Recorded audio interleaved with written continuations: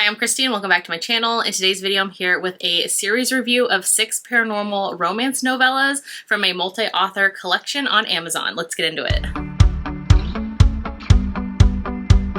Alright, I'm so excited for today's video. Like I mentioned, this is a series review for the new Scared Sexy romance novella collection that is on Amazon. These are available on Kindle Unlimited. You can also read them on Prime Reading. These are really nice because they come with the audiobooks with them. So if you download them through KU, you get it with the read and listen. So you get the KU ebook as well as the audiobook with it to listen to as long as you have the ebook checked out, which I love because it's so easy to just binge them all. Like I mentioned, this is the Scared Sexy collection. So this all just came out yesterday on September 23rd of the time that I'm actually filming this video. That is probably by the time it's out on my channel, it will have been out for a couple days. And so I just wanted to put together this series review. This is kind of a continuous thing that Amazon Original Stories does, where they will have multiple different authors and they do these kind of like anthology style collection of novellas. I know that 6 authors did it last year during Christmas / holidays time, which I did a series review for that as well, which was super fun. I know they've done it for Valentine's Day, kind of like a bunch of seasonal ones, which is just like a fun, easy, bite-sized little story to get into. You can read it in like a sitting. You can binge the audiobook really quickly. Like, it's just a fun kind of like palate cleanser is what I look at them for. So this is the Scared Sexy collection, and this was put together for Halloween time. So this is basically described as kind of spooky but swoon-worthy, paranormal, supernatural creature type of romance novellas. And so this one was really fun to get into, especially since we're like right in the middle of spooky season gearing up. So this was like the perfect time to binge this series, or maybe just read a couple if you aren't into them. With these collections, sometimes they have a similar theme, like the paranormal theme this time. Sometimes they connect, other times they have no connections. So these ones, each story can be read as its own standalone. It doesn't connect to anybody else's story, but sometimes they do connect of like the author who's writing it. Like maybe the Ruby Dixon one, for example, that novella of hers exists in her overarching series and worlds that she has created in her own books. So sometimes they have like connections like that, but otherwise the novellas don't really connect to one another. So you could totally read these in any order. This is a collection of 6 authors. They're actually all 6 authors that I have read before, so I'm already kind of familiar with a lot of their writing style, and so that is kind of a fun way to jump into them if either you have a favorite author and you just want like a little bit more from them while you're waiting for maybe their full-length book to come out and you just want like a little bit more of your favorite author. It's the perfect like bite-sized novella to get into. Or if you maybe want to try out some of these authors, this is a fun way to kind of dip your toes into seeing what their writing style and kind of like their storytelling is, and if they're going to work for you in the future or not. So I think these novella collections are just like the perfect way to either enjoy your favorite authors a little bit more or maybe try out some new to you authors. As always, I'm going to have all of the books linked below in the description so that if you want to go grab any for yourself, the title, the author, all the things are going to be listed below for you in the description of the video. Also listed down there is my Goodreads, where I review every book that I read, and so you can always go and check out like more of my thoughts, my full reviews on any of the books that I talk about by clicking down in the description of the video as well. Alright, so with that out of the way, let's get into it. I just have them kind of pulled up here so I know which ones I'm going to talk about first. I'm just going to talk about them in the order that I read them. So the first one I read is Space Vampire by Ruby Dixon. So first off, I love Ruby Dixon. I've been reading her books for years. Love her books so much. I've been reading her since she was indie, and I just love her books so much. Like especially if you're in the mood for like a sci-fi alien romance, Ruby Dixon always hits. So this one is a Space Vampire. This one I actually had an early copy of it, so I had an ALC of it before the release date for the rest. So this is definitely the one that I read first. Like I mentioned, I love Ruby Dixon and I really love romance novellas. They're like the perfect palate cleanser for me, or like to get a little bit more from my favorite authors. So when I got the audio ALC of this one, I immediately said yes and hopped in. So I'm going to do this video by talking about the book. I'll give you like a mini synopsis and my mini review, my own thoughts, and then I will tell you like what I rated it. And then at the very end, I'll tell you like my top 3 and my bottom 3 of ones I would say maybe to skip. So getting back to Space Vampire by Ruby Dixon, this one was super fun. I feel like if you're already familiar with Ruby Dixon's writing and you like that kind of sci-fi alien type of romp that she writes, this one totally fits into the rest of her style of writing. In this one, this is between a human woman, and the heroine here is an alien vampire, where he was basically genetically engineered, spliced together by a alien scientist on the space station. So he was a bit of a creation that somebody created. And so in this one, it kicks off with the heroine. She has been living as kind of a human pet, which is kind of common in some of Ruby Dixon's worlds, where humans are treated like this and aliens kind of own them / use them as a pet for entertainment. And so the heroine in here, she's been living with this alien scientist on a space station for the past year, and she is just there as his pet. And so so one day she wakes up from a nap and she realizes that nobody else is on the space station with her. She's all alone and she starts to freak out a little bit, but then she's also kind of glad because her scientist like owner is gone.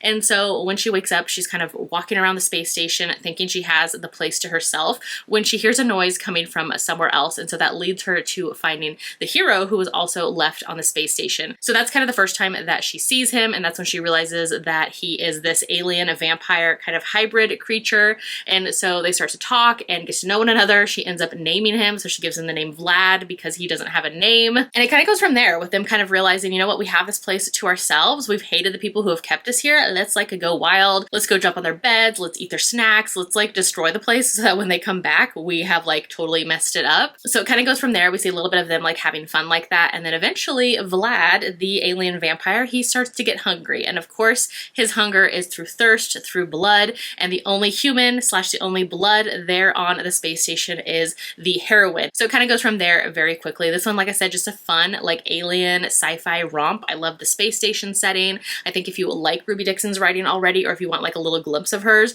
this one was like the perfect example. I will say this one has like less emotional connection than maybe some of her other books have in the past, but I feel like because of the page length, like there wasn't a lot of time for that, if that makes sense. So this one I really enjoyed. I gave it 3.5, but I rounded up to 4 stars. All right, the next one I read is Hot for Slayer by Ali Hazelwood. I think this is like officially the first book in the collection, but like I mentioned, you can read them in any order. So this one is a setup between a vampire and a vampire slayer who ends up getting amnesia. So that plot already was just so much fun from the start. So in this one, the heroine is the vampire and the hero is the vampire slayer. And so they have been at each other's throats for 1,000 years of trying to track one another down. He's always trying to track her down, kill her, because of course he is the vampire slayer and that is what he should do to a vampire. And so you see like kind of the mentions of them kind of meeting over the centuries, kind of seeing one another and kind of getting out of those situations. And so now it's current day and the heroine hasn't seen the hero for like 35 plus years. Like that's the last time they ran into one another was back in the 80s. So it's current day and she ends up running into the hero. And so immediately she's like, oh my God, here he is again. He's gonna try to kill me and attack me. But then she realizes that the hero has amnesia because he's like, who are you?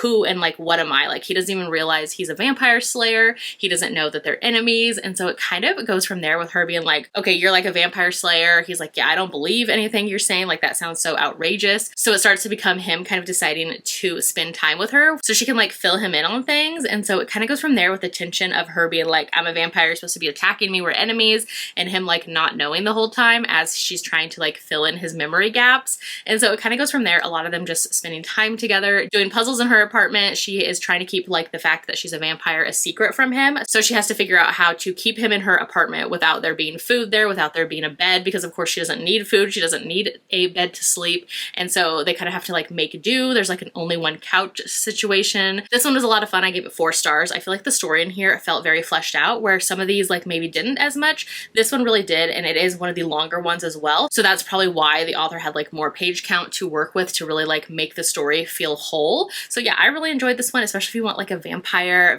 slayer setup where the heroine's a vampire. I love that little like twist to it. So this one, a lot of fun. I gave it 4 stars. Next one I read is Falling by Christina Lauren. So this one's interesting. So this one is set around a Halloween party, and I will say this one felt very contemporary and like less paranormal than maybe some of the others that I had read so far. So that kind of like took me out. This one is basically set up where the heroine is at a Halloween party. She actually ends up breaking up with her boyfriend at the party, texts him while she's there, breaks up with him. He like puts a thumbs up to her breaking up with him. So like no loss of love there. And so she ends up seeing the hero and she feels very pulled to him for some unknown reason, and kind of him to her as well. And so they decide to hook up and immediately jump into this like kind of one night stand setup. So then we jump to the hero's POV and see that he's a supernatural, and basically he has this allure where he can maybe affect people's emotions, make them do things that he wants, kind of like do all of that mind interfering with them. And so he is trying to like kind of push thoughts, push ideas, or push the heroine to do things like with his mind to hers,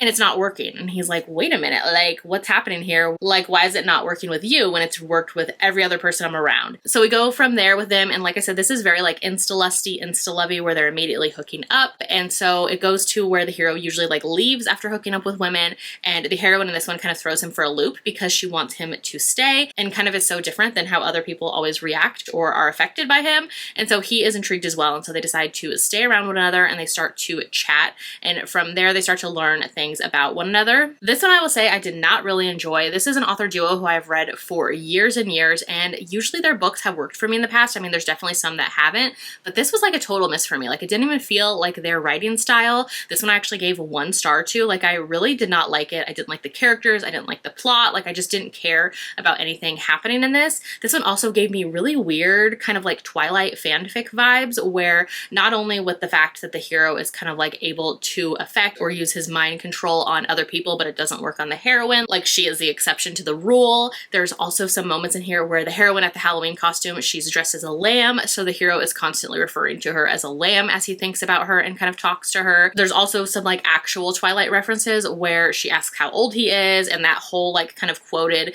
scene from Twilight plays out exactly the same way, where he says he's 25, she says how long have you been 25, and it kind of goes from there, which they do acknowledge and make a jest about that kind of being like Twilight, as the characters say that in the novella as well. But I don't know, just like all of those things, this one just really didn't work for me. Like I mentioned, it also just felt very contemporary and less paranormal than the rest of the ones I read in this collection. So overall a miss. I would give this one 1 star, and honestly I'd say to skip it. All right, then I jumped into Beautiful Nightmare by Katie Roberts. So this is an author again that I have read for years. I actually stopped reading some of her newer stuff because it stopped kind of working for me as much, but this one was really fun. Like, I don't mind jumping into a novella from an author that I maybe stopped reading just to like see how their kind of novella game is, and this one was really fun. So this one low-key gave me Monsters Inc. vibes, which I will explain as I go along. So in this one we have the heroine, and she is a sleep paralysis demon in training, and the hero in here is human, and he's actually a pediatrician. And so in here, the heroine, like I mentioned, she's in the sleep paralysis training. So she basically has to, in people's sleep, kind of infiltrate their dreams and their minds, and then kind of like haunt them, scare them, and feed off of their fear. And so she goes into the hero's dream, into his mind one night, and she's kind of trying to do this, but instead the hero is like awake and starts to talk to her, and he is a romantic, and he's super into just like wanting to get to know her, and he's like captivated by her instead of being afraid of her. And so she's like, wait a minute, like what's happening here? I'm kind of into you as well. And so they start to talk. Of course, things get steamy. There's like some lessons in here. It kind of goes from there. So when the heroine kind of leaves his mind, leaves his room, and she goes back to like kind of the sleep paralysis demon training center, her superiors basically give her an ultimatum where she has to choose which realm, which world she's going to want to live in, because they're like, hey, you were actually feeding off of his lust, his fondness, the way that he cared for you, instead of his fear. You're supposed to be like feeding off the fear and all of that. And so they give her an ultimatum, and it kind of goes from there. This one I actually really enjoyed, the kind of twist to it all. It was just super fun. I love this whole like sleep paralysis demon going into people's minds, into their dreams, into their sleep.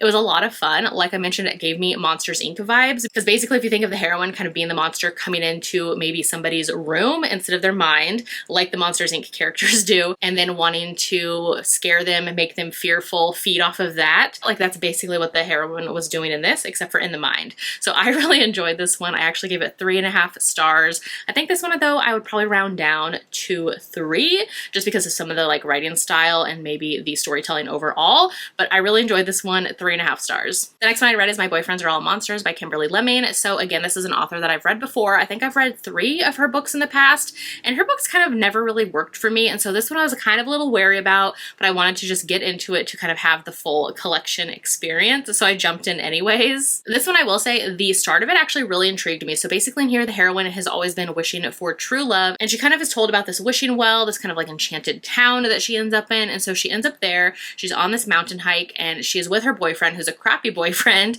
and basically she ends up getting injured, and her boyfriend decides to ditch her on the mountain. Like I said, he's crappy. And so from there, the hero ends up showing up, and he is just very like Prince Charming vibes. He even shows up on a horse to rescue her, and he decides to take her into this small kind of like quaint little cozy town that he lives in. So at first the heroine is like, this is too good to be true. Like, he's perfect. He's on a horse. He rescued me. I'm in this cute little small town. Then she kind of realizes maybe things aren't quite as they seem there, and like the individuals who live there are kind of interesting and unique. So she quickly realizes that the town that she is in now is full of supernaturals. Like, all the men there are supernaturals or shifters. And so it kind of goes from there. This one I will say I didn't really enjoy. I really didn't like the narrator of this one, which I did all the audiobooks for all of these. And this is the one where the narrator just, I don't know, it just didn't really work for me. The storytelling and the plot, once we got past like little beginning setup, kind of lost my interest as I went along. So this one I actually ended up giving it 2 stars to. I just don't think this author's writing is for me overall. Like, even the books I've read from her in the past. I think I've only given them 3 stars. So definitely take my review for this with like a grain of salt, because if you enjoy this author's writing normally, you might enjoy this one more than I did. Overall, it just felt kind of boring to me. I will say I did love, there's like a little bit of a moment or a shout out to A Nighthawk by Beverly Jenkins.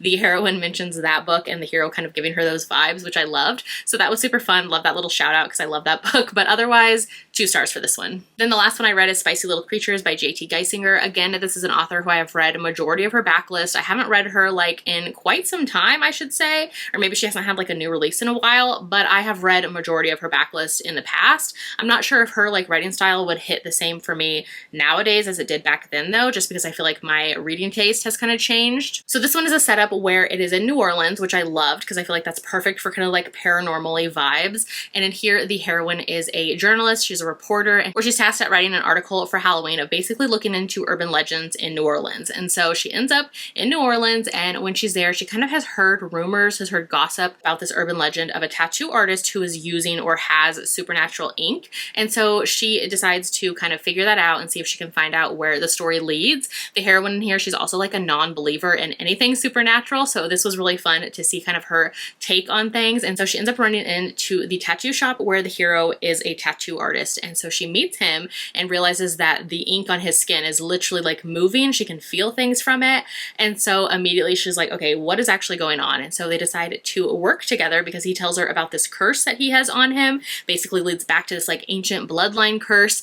And she very quickly over time, like I mentioned, she starts off as a non-believer, and over time you see her starting to believe some of the things she's around. The more she's around the hero, the more she sees with him, and so it kind of goes from there. This one was fun and I gave it 3 stars. The setup of it sounds really fun. I will say like some of the parts of the humor or the type of style of writing that this author uses, like I mentioned, I used to really like her books and I'm not sure if I would nowadays. So some of those kind of moments are what kept me from rating it higher. Like some of those just felt a little cringy, a little cliche, but otherwise this one was a fun, entertaining one as well. So those are all my reviews on all of these 6 novellas in this collection. Like I said, they're very quick, very bite-sized to get into. So my 3 favorites that I would recommend checking out is Hot for Slayer by Ali Hazelwood. This is the vampire slayer with amnesia one. The next one I really enjoyed is Space Vampire by Ruby Dixon. So this one, if you want more of an alien sci-fi, a human woman trapped on a space station with this alien vampire hybrid, that one was a lot of fun as well. And then the next one that I really enjoyed was Beautiful Nightmare by Katie Robert. So this is the one where the heroine is a sleep paralysis demon in training, and she goes into the human hero's mind in his dreams at night to haunt him, but instead starts to fall for him. So that one was really fun as well. So overall, I feel like these collections are always a lot of fun. Even when they're 3-star reads, I feel like I'm not mad at these being 3-star reads because they are novellas and I'm kind of using them as a kind of palate cleanser and maybe something to just fit in to read while I have like a little bit of a chunk of time.